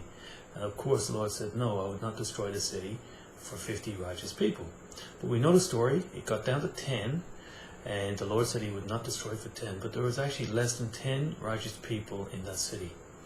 So the Lord has sent 2 angels to be a witness and a testimony to the destruction of Sodom and Gomorrah. So we see there's always these 2 witnesses that are involved, and very important as a testimony to bear witness. And even at the crucifixion of our Lord, there are 2 criminals being crucified with the Lord. And there was a testimony in that also. And we have the case when the Lord was resurrected and they went to the tomb. There are 2 angels there also bearing witness and bearing a testimony. And this pattern's used throughout the scriptures. And even in the book of Revelations, we have 2 witnesses that have been in the earth. And I believe these 2 witnesses are the 10 Commandments. For the simple principle that they are for 3.5 days clothed in sackcloth, because they are buried and kept in a place secreted until the end of time, where they will be raised and there will be a testimony. And we know there in the book of Revelations where it says that the Ark of the Covenant was called up and it was opened in the throne. So we see that it's very important to the Lord, His 10 Commandments. And it's very important to us that we respect and honor them and keep what is written therein. We're in the end times. It would not be complete if we didn't talk about the mark of the beast. And I was always curious about what is the mark of the beast. And in about 2007, or could have been earlier, I asked the Lord. I knew that the book of Revelations was coming true. And I had asked the Lord, what is the mark of the beast? And He really impressed in my mind that I was thinking of all the things it could be. And He really impressed in my mind that it was the RFID chip. And if you go back to 2007, it wasn't really mainstream. It wasn't really being talked much about, but this was the understanding I was giving. And we just look now over the years, and many breadcrumbs along the way, many things happened that the Lord reconfirmed this chip to me. And I'll show you the video in a while where Aaron Russell, a very famous Hollywood director who was on the inside, who was rubbing shoulders with very powerful people and was good friends with one of the Rockefellers, where he clearly confirms that this whole agenda is to microchip the population. And we can see that happening with adverts where they're advertising the benefits of the RFID chip, particularly around your health, where we can have one ID for everything. So we can see this now, that it's been heavily pushed, like all of the banking industries and the banks, and I even believe blockchain and all of these new banking systems that are going to implement will be based on RFID chip. And there's extreme benefits from the elite, for the bankers and for those who want to control you, to enforce to promote and even implement such a thing. But there's one problem, your human rights, especially for believers. So I just wanted to share that. Right, and the whole agenda is to create a one world government where everybody has an RFID chip implanted in them. All money is to be in those chips, right? There'll be no more cash. And this is getting me straight from Rockefeller himself. This is what they want to accomplish. And all money will be in your chips. And so, instead of having cash, anytime you have money in your chip, they can take out whatever they want to take out whenever they want to. If they say you owe us this much money in taxes, they just deduct it out of your chip digitally. Total control. Total control. And if you're like me or you, and you're protesting what they're doing, they can just turn off your chip. I just want to talk a little bit for a moment about the word mock, and what does it mean to be mocked. And it really goes back to human branding, a thing of slavery. And this is really what the mark of the beast is about. In ancient times, for example, the Romans, for example, they would mark runaway slaves with the letters FGV for fugitives, or fugitives. So typically it was a way of showing a slave owner that you were his property, that you were owned. And it's a legal way of reducing somebody to a slave status.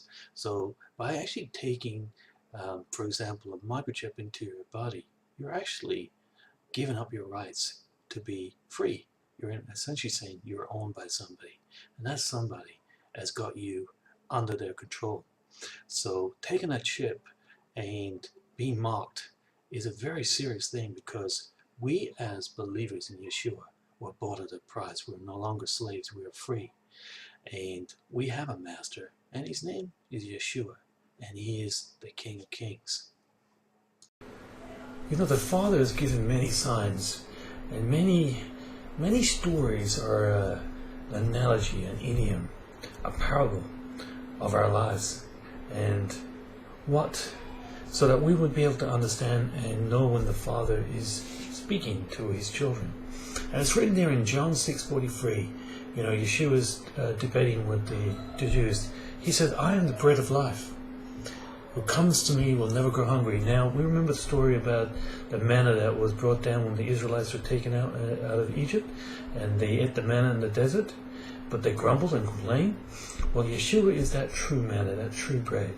He is the bread of life. Now, interesting, Yeshua came from the Bethlehem, which means the house of bread. So many symbols the Father has given to show his people who are inclined to his ways and understand his laws and understand what is written, that Yeshua truly is the bread, the manna that poured down from heaven.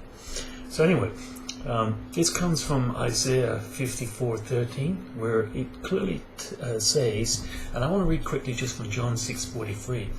If we read there, it says in John 6, verse 43, it says, "Stop grumbling among yourselves," Yeshua answered. "No one can come to me unless the Father who sent me draws them, and I'll raise them up at the last day. It is written in the prophets, they all will be taught by God." Now, I'm just going to show you the original Hebrew and what it says there. But we are told very clearly that everyone who has heard from the Father and learned from him comes to Yeshua.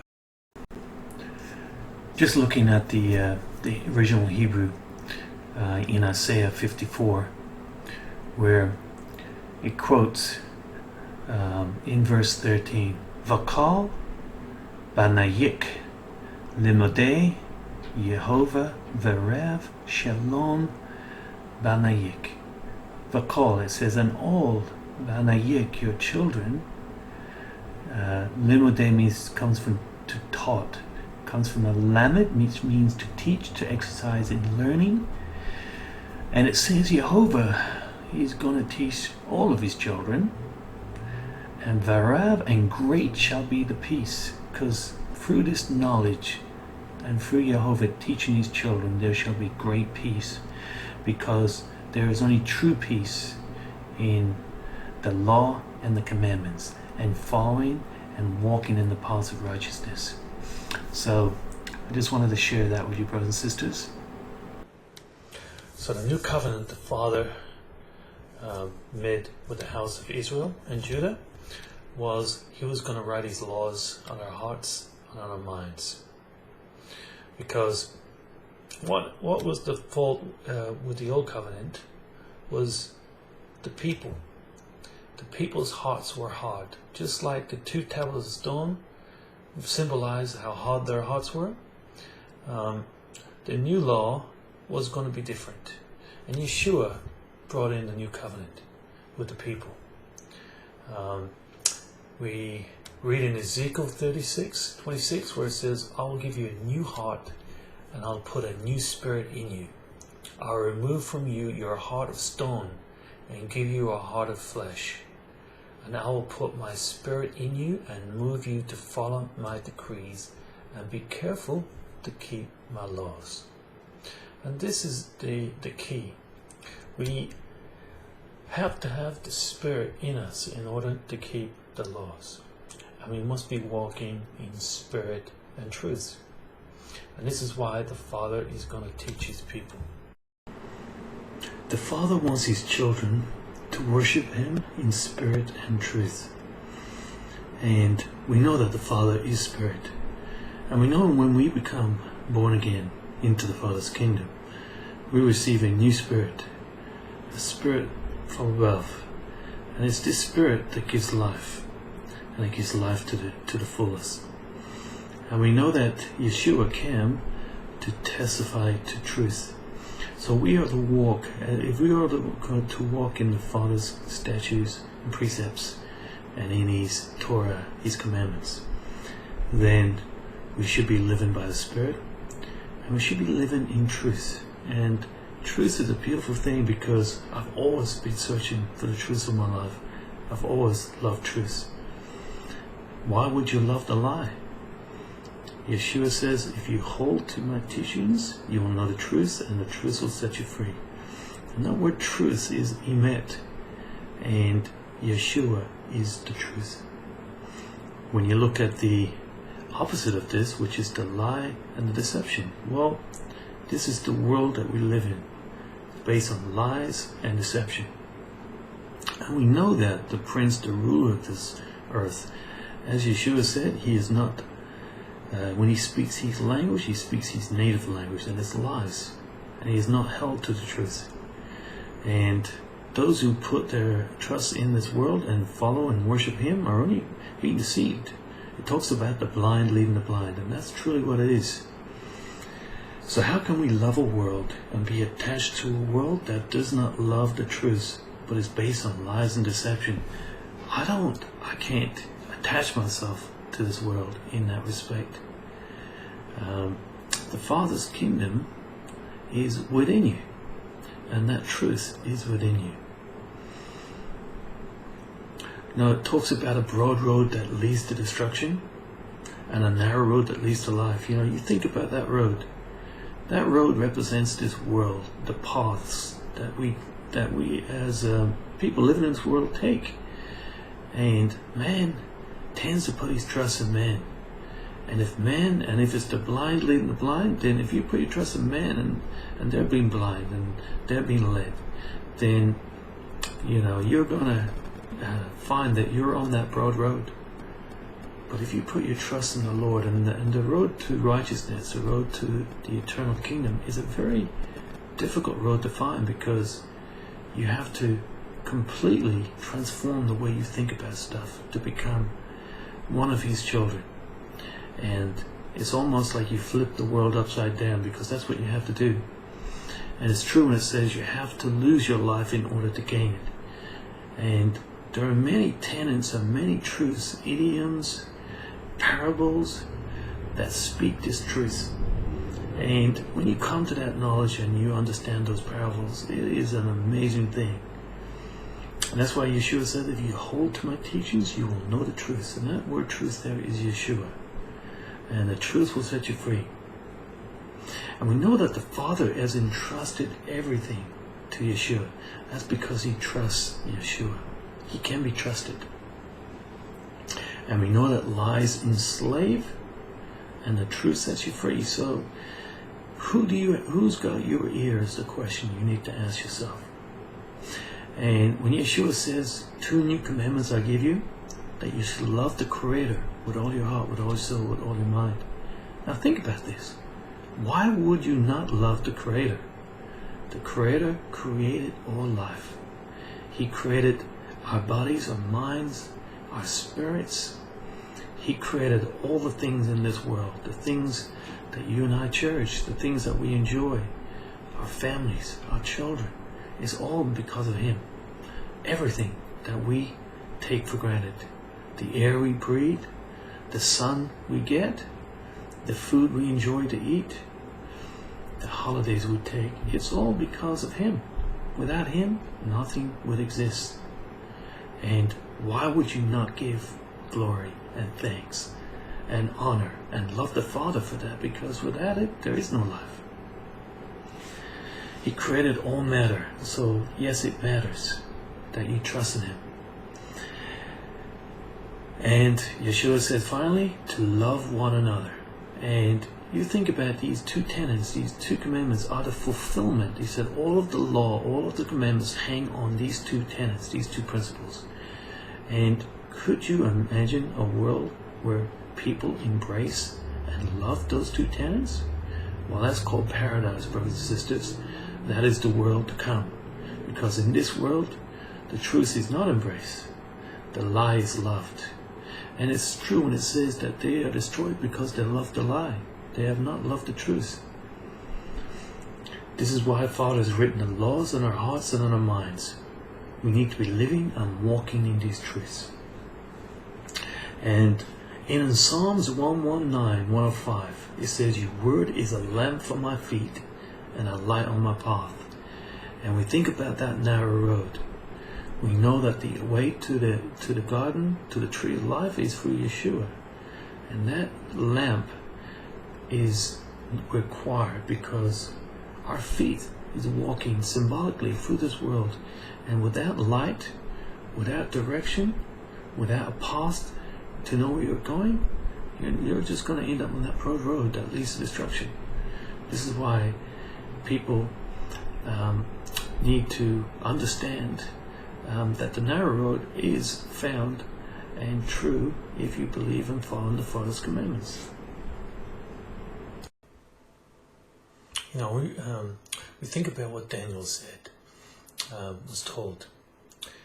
You know, Daniel, we're reading Daniel 12 where it talks about, Daniel says, I heard but I did not understand, so I asked my Lord, what will the outcome of all this be?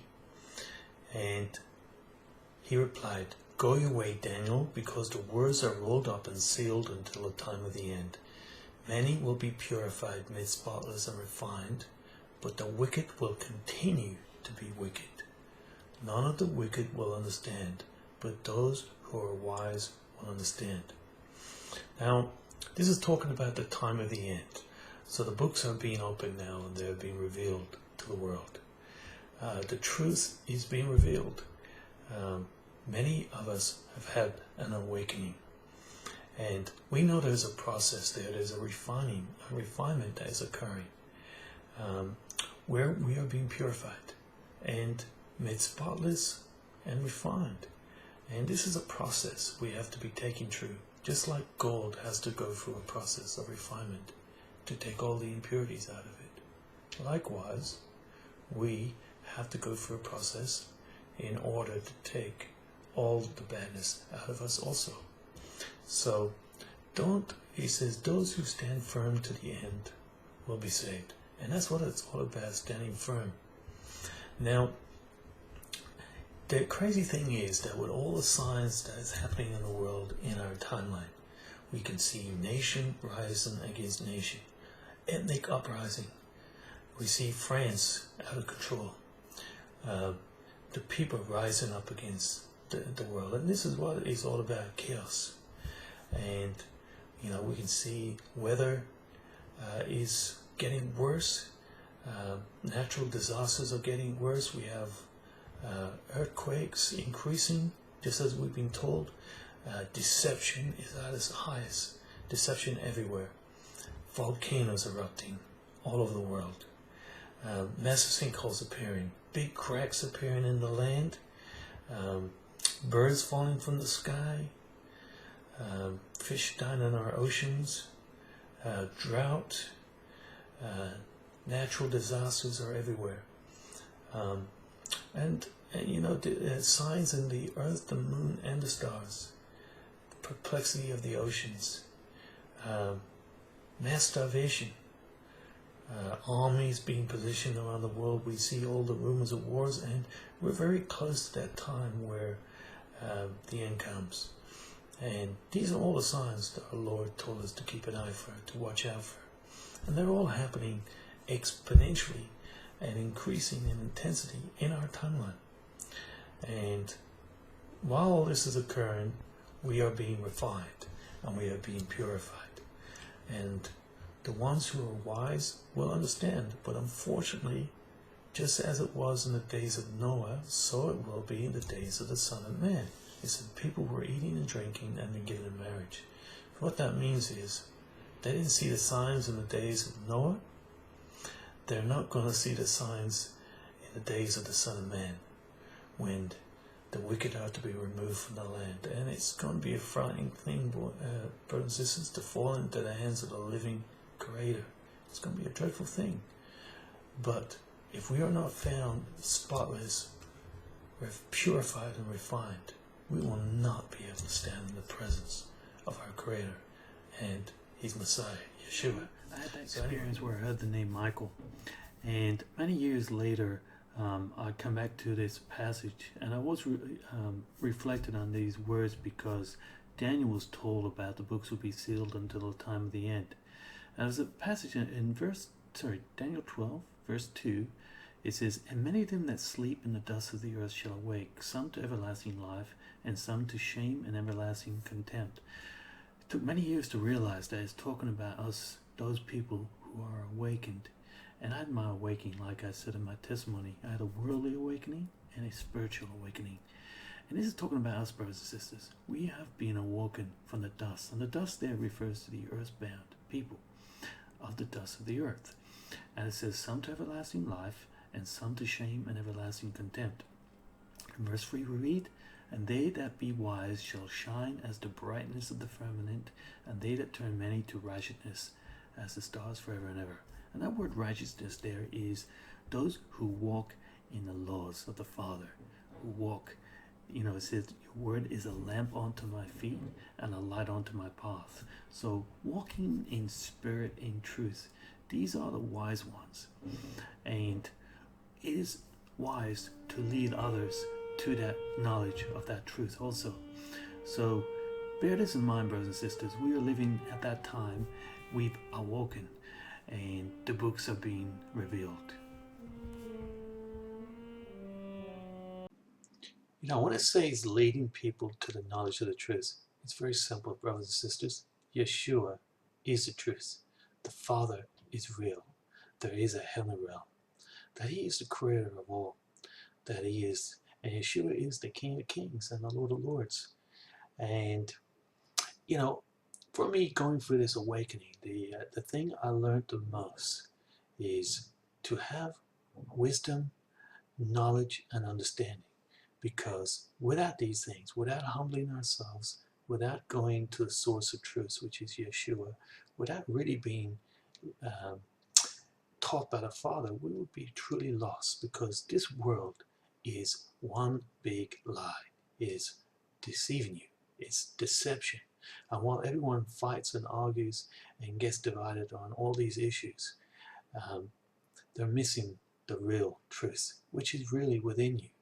And when the Father invites you into His kingdom, then you are truly free, because you are born into slavery. And this world is all about slavery, my brothers and sisters, and that's really what it's about. So truth is Yeshua. He is real. And you got to stop listening to people. You have to start listening to that gentle voice, listening and walking perfectly in His laws. And His laws are perfect, and I attest to that. And it says in there that my people are destroyed for lack of knowledge and understanding. And this is something I learned, is that before we can really speak about matters, we need to have understanding. We need to have knowledge. And in a world where there's nothing but confusion, it is very easy to get misled by information. Just an example, worship. What does worship really mean? Well, it means to bow down, to humble yourself before the King, not to be proud, not to be haughty. And what is righteousness? Well, righteousness is walking in the correct path, the way of the Creator. Now, the Creator has set very specific laws and decrees, and they are put there for a reason. And we see the result of disobedience.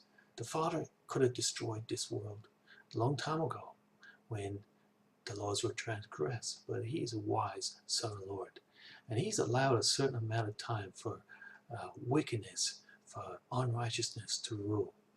And all of creation is waiting in anticipation to how this thing is going to turn out.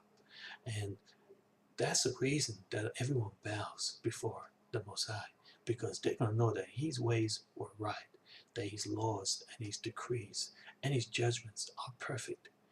So I want to testify to this as well. And here's a very important thing as well. The truth cannot be told. It must be realized. I can't tell you the truth. You need to realize that for yourself. But the truth is right there before you. And Yeshua says, I am standing at the door and I'm knocking. And if you open that door, I will come in and I will bring you peace.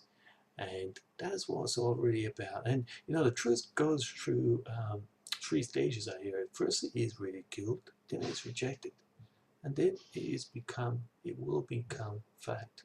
And this is the truth about our Creator and about Yeshua, that they are the truth. Furthermore, another thing is stop being concerned about the affairs of the world.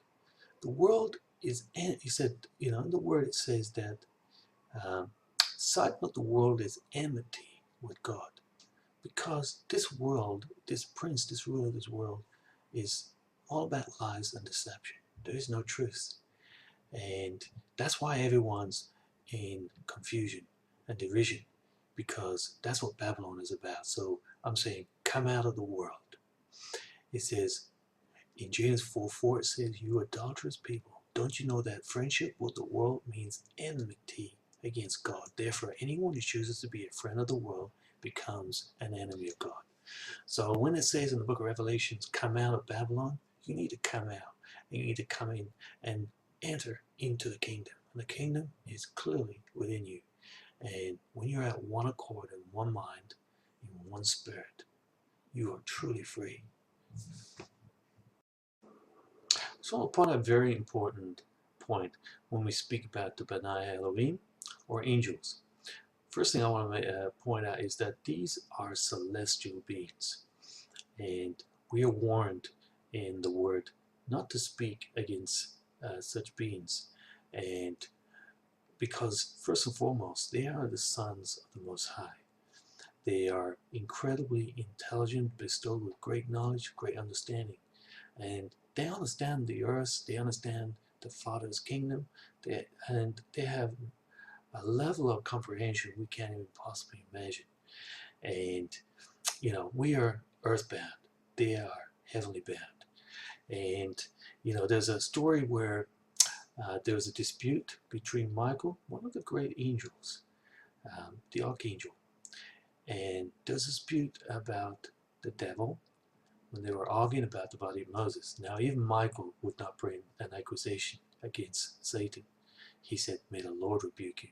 So think about this. If Michael, the greatest angel, did not speak any such thing or any accusation against Satan, then what do you think humans should be saying? They should be keeping silent and not saying anything about such matters that they do not understand. Now, there is something that the Father has revealed, and it really goes back to Genesis 1. It says that men's hearts were evil continually. Now, unfortunately, this union between what happened, the offspring or the prodigy, the sons of perdition, the spirits that were the result of this union between woman and angel, that these spirits were not sanctioned by the Father, and they caused much conflict and conflict and problems. And that's why we have a lot of problems today, because of a transgression of the laws. So these spirits, we're told in Jubilees, evil spirits, and they are also known as demons. So this is the origin of these beings, and we're told that they cause much conflict in the earth. And this is what this redemption process is all about. It's about purifying us, making us perfect, so that we can come back to the Father. In Genesis 6:5, when it says that the Lord saw how great the wickedness of the human race had become on the earth, and that every inclination of the thoughts of the human heart was only evil all the time. Now, what does the Lord say? It says, out of men's hearts come evil thoughts. And this is the problem. The origin of the evil is within man. Man is corruptible. And through knowledge and through information, man can quite easily be corrupted. Greed, all forms of things that they don't have wisdom and understanding. And the Father realized this. And that's why the heart is the most deceitful above all things, the human heart. And it's only through this process of being born again and born of a heavenly spirit where we can receive proper understanding, proper knowledge, and proper wisdom. And we can renew the mind. As the word says, it talks about the renewing of your mind. And your mind has to be renewed, because the mind and the heart are connected. They are one. And they need to be one accord and one. And they need wisdom, they need understanding, they need knowledge in order to be truly fruitful. Yeah, brothers and sisters, we truly are that final generation. I recall when I was younger and I was growing up, and I was a very inquisitive child. Had a lot of deep philosophical thoughts as a child and questioned many things. And I remember having this feeling that something was going to happen in my life. I didn't quite understand what it meant, but now looking back in hindsight, with all the revelations, the truth that has been revealed, my knowledge of the Creator, my love for the Father and Yeshua, and finding that knowledge of the truth, and it truly is just as the psalmists, the prophets have wrote about what's written in the Torah, is that it brings joy, it brings incredible fulfillment. It's complete. Now, we look at the book of Daniel and we look at the book of Revelations, and we see these parallels, these two different timelines, but they are so relevant today, because Daniel was told to go his way until the time of the end. We know about the books were sealed until the time of the end. The Lord showed me that the book of Revelations is being revealed. And this is what the promise is, that everything that is hidden is going to be revealed. And there's definitely been revelation over the past many, many years. We have the story that Daniel lived in the time of Babylon. And as I said, Nebuchadnezzar is the king of Babylon, but his dominion is throughout the whole earth. But it was told that he was given a mind of an animal, and until 7 times would pass. So here we have this these two timelines. We have Daniel, who's in Babylon, and Nebuchadnezzar erected an image of the beast, and those who didn't worship the beast were told to bow down and worship the beast, or they would be killed, right? Daniel was also told that knowledge would increase, and there can be no doubt about it that knowledge truly has increased. We look at our generation. In my year, when I was born in '69, we went to the moon, supposedly. That's a whole different can of worms. We do not want to go there. But anyway, the point being is that in our generation, we've created the computer, the microchip, of course, the computer, We built databases where we can store information and knowledge, and we made it easily and readily available on the internet. So today we can get any book, any piece of information at our fingertips. So knowledge truly has increased. Daniel was told that people would travel back and forth, and with planes, trains, and automobiles, this is possible. So all of the things that Daniel was shown that would occur at the end has already happened in our generation. That's why we are that generation. But also Daniel was told there would be an awakening at the end. And I've had the awakening. It's happened to me. And I'm sure, hopefully, that many of you other brothers and sisters will be able to understand the experience I am talking about here. So we also have this parallel, the book of Revelations, just to be clear, this is what the Father gave to Yeshua, which gave to his messenger to deliver to John in Patmos. And John was in the Spirit in the end. He was at the end of times in the Spirit, and he saw everything that was going to happen. But the books were sealed until the time of the end. But those books are being revealed now. They're actually, we're in that time.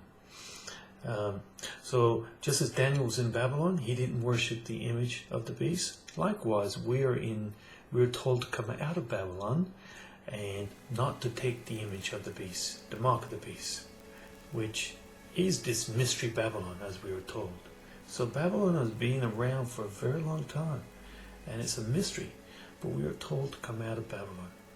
Also, we have the imagery of the fulfillment of the feast as well in Israel.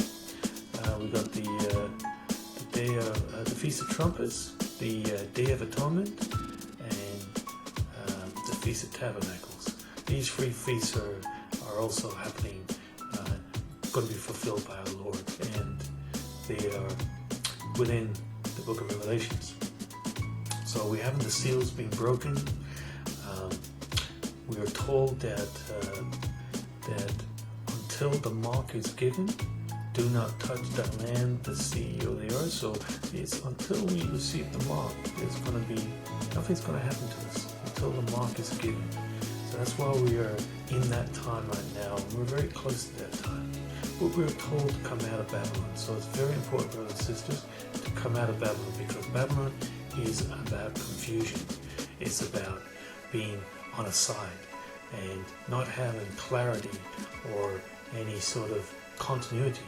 It's all about confusion, bewilderment, complexity to confound you. So that's why you got to come out. Now, two groups of people are going to be formed in this time. There's going to be those people who will receive the Father's mark and his protection because they love and keep his Torah, his commandments. They will cherish and hold it in high esteem. And this is what it's meant to be. It's meant to be held in high esteem. And it's meant to be respected because it gives life. Without it, there is no life. And those who are going to just simply worship the beast. So the beast is really this corrupt system of slavery, this corrupt system of control and manipulation and division. And particularly, it wants to own your mind, and it does own your mind if you're in the system. So it really depends on who you are. But if your mind is confounded, if you are confused, and you can't see that light, you can't see that truth, and you don't, you're going to be led on the path to destruction. So you got a choice. There's only two sides in this. There's the sheep and there's the goats. The sheep listen to the good shepherd, which is Yeshua. So keep those things in mind. I just want to take this moment to thank you, brothers and sisters, for listening to my testimony. It's a bit longer than I anticipated, so I had a lot I needed to include, and I wasn't sure what I was going to really put into my testimony, to be honest. And it sort of came to fruition, and it took a bit of while to actually get everything I needed to say out there. But anyway, I'm concluding this public testimony in January 2019, so we're in the new year, and I pray that this video has been enlightening. It's difficult to condense a lifetime into a couple of hours, but I believe now is a crucial time. We all are going through similar trials and tribulations, but we must stand firm to the end. Yeshua is really, truly the truth, and there is more, much more to this lie that we've been told. All this nonsense about is there life in other galaxies and places like that. There's life everywhere, and there is an invisible world that people don't know about, and that's the real world. This is the imprisoned world, the world where we are held captive by our own imaginations and our own minds. But it's time to be free, and Yeshua has come to set us free, and He came to pay that price, and it came at a cost. And just keep that in mind, brothers and sisters. We are truly